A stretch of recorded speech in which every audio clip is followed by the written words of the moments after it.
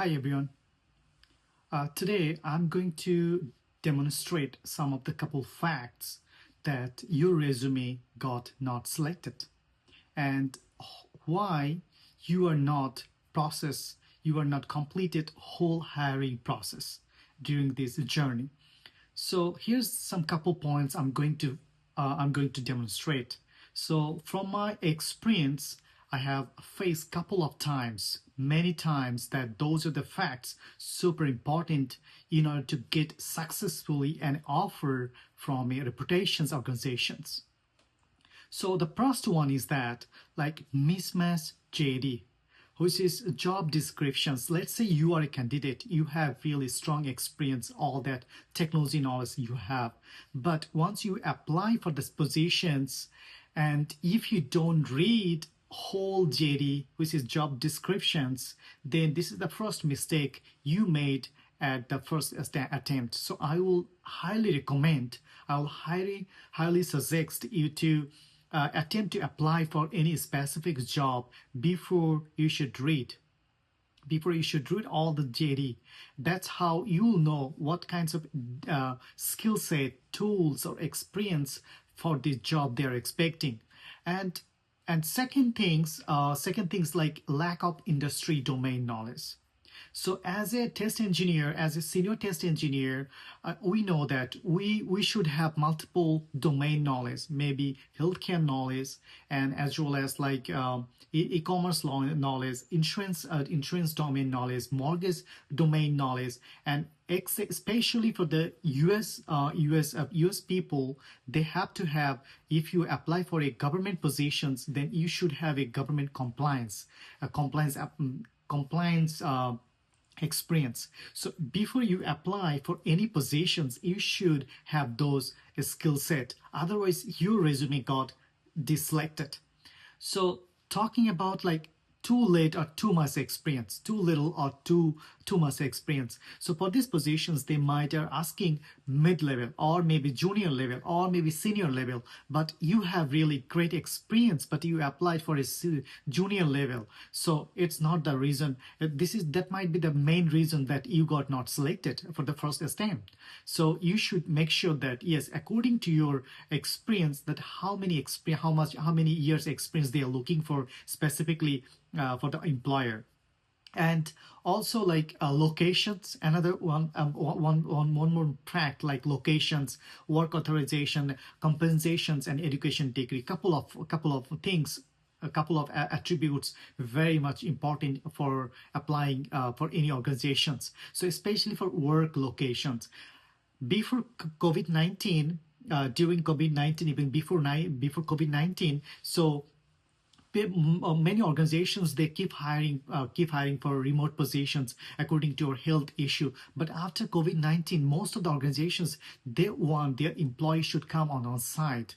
So if you expect you work from home, so that is the first things that they don't want, they don't like. So this is the things you have to keep remember. So another thing is like work authorization, especially for US job employer. So you have to be very careful, like what kinds of work authorizations they're looking for.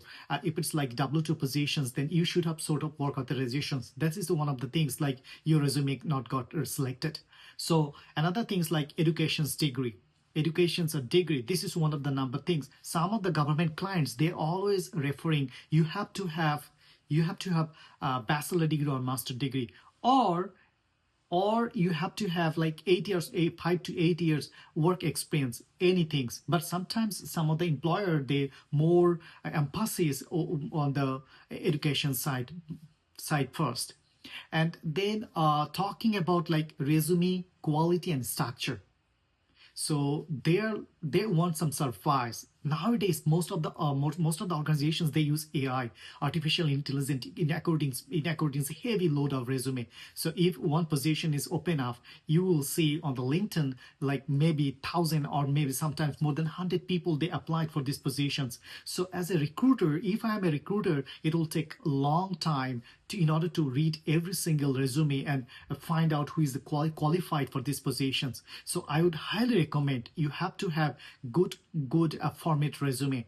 and you have to mention like some of the bullet points specifically for according to the JD you are going to apply. So make sure that your resume is up to date, and also the structure level, especially your name, your work authorizations, your locations, your educations, your skill sets, all that you have to be like clear. So this is one of the things you have to make sure and you have to take care in order to apply or in order to successfully pass the whole hiring process from the applications point of view until you got offer.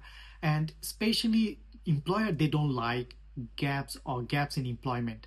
So if you have, in some reasons, if you have some employment gap, especially for like maybe for your health issue, maybe for family emergency, or maybe any other sort of things, so you should have a valid reason. So during the interview, you should tell like what is the reason that these kinds of employment gaps you have on your resume. So you should prepare or you should have valid reason.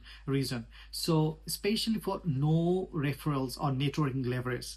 And one thing is very important, especially I have seen in my career, like if you have experience and if you use LinkedIn as your career profile, then you should have at least some sort of connections with your employment history. Like if you are current, if you work in current organizations, so you should have connection with your manager or with other colleagues, folks. It means like you're real and your experience background is really strong. So one more thing is like if you work, like if you go to on-site, sometimes take a photo and post on your LinkedIn profile. It makes like you're valid and you are really good on this.